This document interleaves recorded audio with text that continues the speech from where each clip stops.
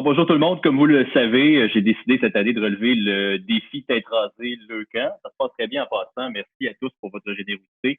On est à près de 3 500 $ de dons. On est 6 participants. C'est pas le temps de lâcher. Il nous reste encore du temps pour ramasser des fonds pour Leucan, pour être encore plus nombreux à se raser le coco pour une bonne cause. Et j'ai la chance d'avoir avec moi en entrevue deux parents qui ont vécu de près toute l'action de Leucan, évidemment, ce qu'un cancer peut créer comme ravage chez un enfant dans une famille. Ils ont été assez gentils pour accepter mon invitation. Marie-Ève et Luc, bonsoir. Bonsoir. Bonsoir. Vous êtes les parents de trois enfants, premièrement. Juste me parler un petit peu de votre famille, là. Donc, vos trois enfants ont quel âge? Il y a notre premier, Thomas, qui a 8 ans. Ensuite, il y a Olivier, celui qui a été malade, qui a présentement 6 ans. Puis on a notre petit dernier, Louis, qui va bientôt avoir 1 an et demi. OK. Donc, évidemment, ce soir, on va se concentrer sur Olivier parce que Olivier a dû passer à travers un combat contre le cancer qu'il a remporté, je ne me trompe pas, hein, dans les derniers exact. mois. Il y a une belle victoire contre le cancer. Racontez-moi comment tout a commencé. C'est en 2017 que vous apprenez la nouvelle pour Olivier? Oui, exact. En fait, ça avait commencé en y repensant, là, plus à l'été. Il avait été plus malade que d'habitude, des bronchiolites, toutes sortes d'affaires comme ça. Puis à l'automne, il y a eu mal aux jambes. Je pensais qu'il y avait des poussées de croissance. On retardait un peu la consultation. On le trouvait un peu plus fatigué jusqu'au jour où il refusait carrément de jouer avec ses amis de la garderie tellement qu'il avait mal aux jambes. On est allé consulter à ce moment-là. Ça s'est fait assez rapidement. Je sais pas si tu te souviens, là, on est allé au sans rendez-vous. Oui. Euh, La vie, elle a basculé là, en, même une en moins journée de 5 environ. heures, je pense. Ouais. En moins de 5 En heures, une journée. Vraiment. on s'est retrouvés en isolation à l'hôpital après avoir passé des prises de sang et des radiographies des jambes. Et on n'est pas ressorti de là avant une quarantaine de jours. Ça a été rapide à ce point-là, le diagnostic. Donc, très rapidement, on a compris que quelque chose clochait. Énormément rapide. La prise de sang, après ça, ils nous ont gardés en isolation. Il y a plusieurs spécialistes qui sont venus, mais c'est allé vraiment vite. Ça s'est fait pendant la nuit, là, tout ça. Je pense directement le lendemain, il y a eu une fonction lombaire pour confirmer le type de leucémie qu'Olivier avait. Et tout de suite, les traitements se sont enclenchés cette journée-là. OK, donc le monde bascule, tu l'as déjà dit, Luc, en quelques heures, le monde change complètement. Oui. C'est quoi vos émotions lorsqu'on vous l'annonce, là? Parce que j'imagine qu'aucun parent s'attend à recevoir ça comme nouvelle. C'est quoi les premières émotions que vous avez ressenties? On était dans le déni, ça se peut-tu? Ben, On disait, oh non, ça se peut pas. Ça se peut pas. Dans quel cauchemar qu'on est. C'est l'annonce qu'on voyait à la télé là, pour le cancer, là, que c'est un coup de pelle dans la face, puis les gens tombaient sur le dos. Là. C'est vraiment ça qu'on ressent la journée que ça arrive. Le temps arrête. Le temps arrête.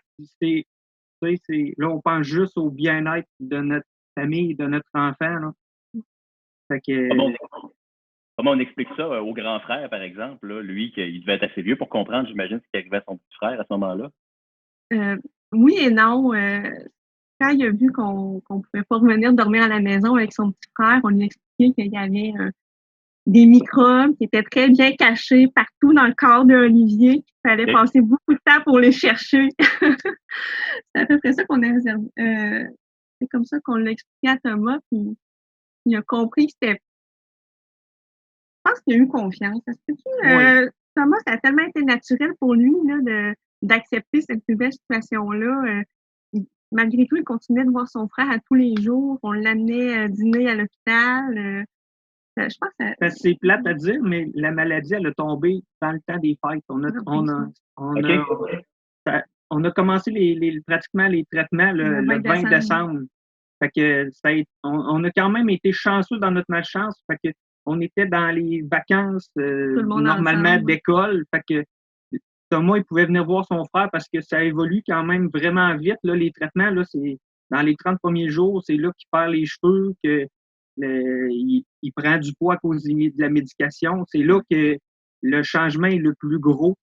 Fait que, tu sais, Thomas, il a réussi à voir son frère, à voir les changements au jour le jour. Il n'y a Fait que pas ça, eu de choc. il a pas eu le choc. Ouais. Tu sais, des fois, il y a des familles que quand c'est en pleine semaine, ben, tu sais, il peut pas aller voir son frère à tous les jours. Puis là, surtout avec la situation actuelle, là, ça doit être quand même terrible pour les familles, là. Ah oui, absolument. C'est pas évident. Il y a beaucoup de gens présentement dont les opérations attendent, les traitements sont retardés. Donc, une fois le choc du diagnostic passé, Luc, tu l'as dit, là, c'est rapide, les traitements. C'est déjà la chimiothérapie qui embarque. Là. On est agressif avec la leucémie. Ben, pas tant agressif, mais ça va très vite. Le premier mois, en fait, on reçoit dès le départ un protocole là, de 2 pages qui nous dit telle journée, Olivier a cette sorte de chimio-là. La deuxième journée, c'est ça. La troisième journée, il n'y en a pas. C'est très, très bien détaillé. Au début, c'est le décadron, hein, le fameux décadron que tous les parents d'enfants qui ont un cancer connaissent. C'est quoi exactement le décadron? Oui, le décadron, exactement. Là, ça joue sur le caractère de l'enfant. L'enfant a toujours faim, il devient enflé. Le premier mois est assez intense. Là, en plus de toute l'adaptation puis la nouveauté que ça amène, ça, quelque chose. Hein. Oui. Le premier mois, il y a quelque chose. Vraiment. À ce moment-là, Olivier a 3 ans et demi à peu près, c'est ça? Oui, exactement. Ben, presque 4 ans. Là, il a eu son 4 ans en février. Est-ce qu'il réalise un petit peu ce qui se passe? Est-ce qu'il comprend un peu, qu'il vit quelque chose que c'est pas tous les petits bonhommes, tous les petits Olivier de 3 ans et demi qui vivent? Ben, moi, je crois que oui. Il comprenait qu'il était malade, mais tu sais, lui, là, il est arrivé assez souvent quand on était à l'hôpital qu'il nous disait, il disait, c'est quoi que tu as, Olivier, comme maladie? Ah, il dit, moi, j'ai comme un petit rhume. Tu sais, mais tu sais, il est à l'hôpital pour un rhume. Ouais. Mais tu sais, il savait qu'il y avait quelque chose, mais pour eux autres, c'est quand même beau un enfant, c'est que ça voit pas où la maladie pourrait aller. T'sais. Nous, on s'en fait en étant parents, on se dit, on pourrait mourir. Un enfant, ça ne voit pas ça comme ça. Lui, il est malade, OK, on se fait guérir, puis après ça, ça va bien aller. Fait que, c'est quand même beau avoir un enfant malade, la résilience qu'il a. Là. Il vit au jour le jour. Présentement, il va bien, il est heureux. S'il n'y a pas de maux de cœur ou quoi que ce soit, c'est un enfant normal. Oui, c'est ça, il est dans le moment présent, en quelque sorte. Mais il a dû en vivre des moments difficiles, parce que j'imagine qu'il y a des moments qui sont plus souffrants, où on ressent plus la douleur physique. C'est à quel moment que ça peut être le plus difficile pour lui? Je pense que ça serait soit les fonctions lombaires. Quand il y a les fonctions, et aussi, tu sais, là, dans les 30 premiers jours, là, quand il y a des fois 2-3 sortes de chimio, il y a eu aussi des transfusions. Ouais. Tu sais, à cause de son système était trop bas, puis il fallait qu'il y ait des transfusions la nuit pour être prêt à recevoir une chimio dans le jour, parce que, tu sais, c'est une leucémie, c'est le cancer du sang. Fait qu'eux autres, il faut que tout soit quand même beau pour pouvoir donner des transfusions, des choses de même. Fait que, tu sais, c'est des transfusions dans la nuit pour avoir sa chimio dans le jour. Tu sais, il y a des journées, là, c'était difficile. Beaucoup là. de prises de sang aussi, là, les piqûres, la chose. Il se laissait faire, là, mais on voyait qu'il était tanné d'avoir des prises de sang. Les fonctions lombaires, c'était pas facile, là. Il devait être à jeun. Essayer d'empêcher un enfant de manger quand il a faim, là, c'était difficile, là, cette période-là. Surtout sur le décadron. Oui, surtout sur le décadron, oui, effectivement. Ça doit être des montagnes russes émotionnellement pour vous. J'imagine que une journée, vous êtes confiant, le lendemain, ça doit être plus difficile. Comment vous le viviez au jour le jour? Ben, on a été quand même chanceux, nous. C'est plate à dire, il y a des familles qui l'ont beaucoup plus dur que nous. Nous, Olivier, il a toujours eu des bonnes nouvelles. On n'a jamais eu de mauvaises nouvelles reliées à la maladie, parce que des fois, il y a des complications qui arrivent avec les enfants ou avec la médication qu'ils donnent. Fait que nous, on a quand même été chanceux. On n'a jamais eu de mauvaises nouvelles. On n'a pas eu de complications. Ça a bien été tout le long. Mais oui, c'est vrai que c'est difficile parce que pendant les 45 premiers jours, moi et Marie-Ève, là, on se voyait pas. On s'entrecroisait, on dînait ensemble, puis on faisait l'échange. Parce que ça prend quelqu'un avec Olivier à son chevet. Là. On ne peut pas laisser un enfant de 3 ans à l'hôpital. Fait que moi et Marie-Ève, pour pas se brûler, parce que des fois, c'est jour et nuit à l'hôpital, là, eux autres, ils n'arrêtent pas là, les traitements, les prises de sang, c'est autant le jour que la nuit. Fait que quand on s'échangeait les journées justement pour pouvoir dormir à la maison une journée sur deux, puis en même temps voir Thomas là, qui était là, à la maison. Vie de famille, c'était difficile. Non, ça doit être extrêmement difficile de garder le noyau familial soudé. C'est comment on fait pour justement moins se voir pour le couple. Expliquer aussi au petit bonhomme plus vieux un peu que Olivier est malade, il faut qu'il se batte, il faut que papa, maman soient avec lui. Comment vous avez fait sur un combat de 2 ans pour rester solide, rester fort en tant que famille? On a fait. Il n'y a pas de recette miracle. On s'est parlé beaucoup, puis souvent on était d'accord dans les décisions à prendre aussi de comment on allait faire. Une simple invitation chez un ami pour un souper. On pouvait pas juste dire oui, on se consultait avant, puis on était toujours sur la même longueur d'onde. Oui, c'est ça, vraiment toujours. Ça vient d'être. Oui. Puis c'est pour Thomas aussi, on a joué aussi sur le jeu des privilèges. C'est quand même. Les récompenses. Les récompenses, admettons, on disait, ben là, vu que maman et Olivier sont à l'hôpital, ben tu peux dormir avec moi ce soir dans notre lit. Fait que on a joué beaucoup là-dessus. Fait que Thomas, il s'est pas senti à part. Il a tout le temps été. Lui, pour lui, c'est un privilège là, de dormir avec nous quand l'autre était à l'hôpital. Fait que lui, il est heureux. On a donné des petits privilèges comme ça, puis tout a bien passé, puis il a bien réagi, puis c'est vraiment un travail d'équipe. Est-ce que quand vous commencez le marathon, en quelque sorte, fin 2017, début 2018, il y a un horizon? Est-ce que vous connaissez la distance de la course? Vous ne savez pas exactement à quel moment ça va finir? Non, on sait exactement à quel moment ça va finir. Là. Dans le protocole, c'est bien détaillé. Après 2 ans, après la date de rémission partielle, là, si je peux dire, là, après le 30 premiers jours, c'est là que ça se finit. On savait exactement qu'on en avait pour un gros 2 ans, quotidiennement, hebdomadairement, avoir notre fils, avoir des traitements de chimiothérapie. Et après ça, on allait avoir le résultat final, mettre à une fonction de moelle-osseuse. Au fil de ce marathon-là, Olivier grandit, il comprend davantage. Parlez-moi un peu de son cheminement, sa progression. Comment vous l'avez vu changer, se développer dans la maladie entre fin 2017 et début 2020? Olivier est rentré à l'hôpital, c'était un bébé. Tu sais, si on peut dire. Un bébé, c'était un bébé. C'est tout jeune. Puis 2 ans plus tard, ben, tu sais, il s'est rendu un grand. Il a commencé à aller à la maternelle avant la fin de ses traitements. Fait que, tu sais, Olivier, il a vraiment grandi. Et aussi, d'être beaucoup avec les adultes à l'hôpital, ça le fait vieillir plus vite que son âge. Tu sais, on le remarque comparé aux autres enfants qui, à l'école, en maternelle avec lui, tu sais, Olivier, il est comme plus habitué d'être avec des grands qu'à être avec des enfants. Tu sais, il s'est habitué à être beaucoup avec des adultes. Ça l'a fait mûrir. Au fond, il y a un vécu que bien des adultes n'ont pas. Là, c'est fou. Il doit déjà avoir une vieille âme en quelque sorte. Pendant le 2 ans de marathon, comment est-ce que vous faites aider par vos proches, par la famille, par le camp? Qui joue un rôle vraiment important pour vous accompagner? Tout ce monde-là joue un rôle important, là, je dirais. Le camp, beaucoup. Le camp, première ligne. C'est eux qu'on a vu en premier. Au diagnostic. À l'hôpital. Au diagnostic, ils sont là. Ils viennent nous apporter un support. Ils disent durant tout le long, si vous avez besoin d'aide, si vous avez besoin de quelque chose, on est là. Il ne faut pas juste le dire, ils le font. Là. On les voit toutes les semaines lors des rendez-vous dans la salle de jeu. Les activités qui organisent aussi pour les rapprochements entre les familles, là, garder un contact, là, ça fait vraiment du bien. Massothérapie, toutes les gens qui sont pour le camp là, sont incroyables. Et dans votre famille, vous aviez de l'appui.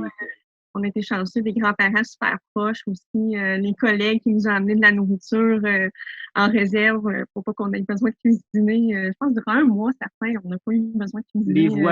Les voisins, voisines. Les voisins, c'est vrai. Les voisins, voisines, il y a un coup, la voisine d'en avant, elle a traversé un soir, Marie-Ève était à l'hôpital, elle m'a dit, elle dit, vous venez d'arriver de l'hôpital, vous devez être fatigué. Elle a apporté à souper pour nous autres. Fait que, on a été très, très bien entourés. Là, on a été choyés. Ouais. On a parlé du marathon un peu ensemble depuis le début jusqu'à la fin. J'aimerais qu'on prenne le temps ensemble. Je vais vous partager la vidéo à l'écran, vous allez la voir avec moi. J'aimerais qu'on regarde ensemble la ligne d'arrivée et j'aimerais avoir vos commentaires en lien avec cette ligne d'arrivée-là. Alors, je veux qu'on l'écoute ensemble, puis après ça, on en reparlera.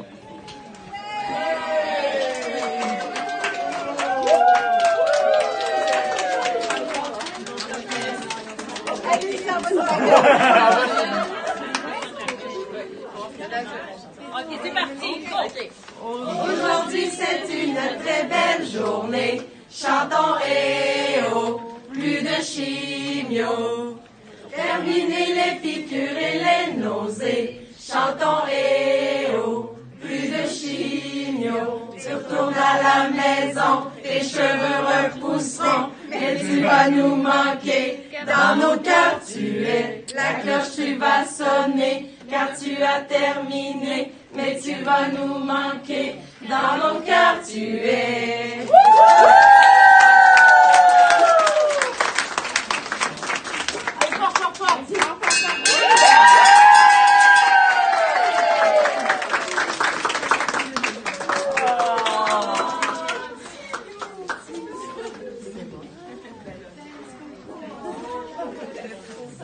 Wow.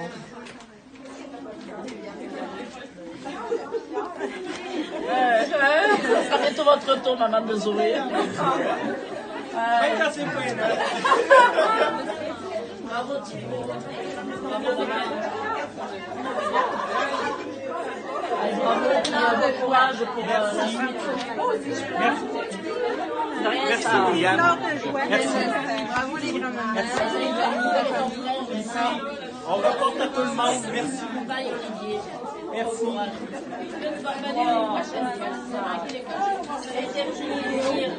Ils vont venir me voir souvent quand même. Oh là là. Tiens, wow. Peux-tu débarquer? Quand j'ai vu la vidéo pour la première fois cet hiver, je me suis dit d'abord, mon Dieu, le personnel est incroyable d'avoir fait cette sortie-là, ce sonnage de la cloche-là pour Olivier. Quand vous vous reportez dans ce moment-là, quelles sont les émotions qui vous habitent? Je pense que c'est beaucoup énormément de bonheur, mais en même temps, on se dit, on le croit pas parce que ça fait 2 ans pratiquement que c'est dans notre routine. Là, notre quotidien. On dirait que ça devient... On est un peu effrayé parce qu'on embarque dans une nouvelle routine. Ça fait 2 ans qu'on connaît exactement ce qui se passe, à combien sont les neutrons de notre garçon à chaque semaine, les neutrophiles. Sinon, on sait que la semaine suivante, on ne saura pas. On ne verra pas ces gens-là.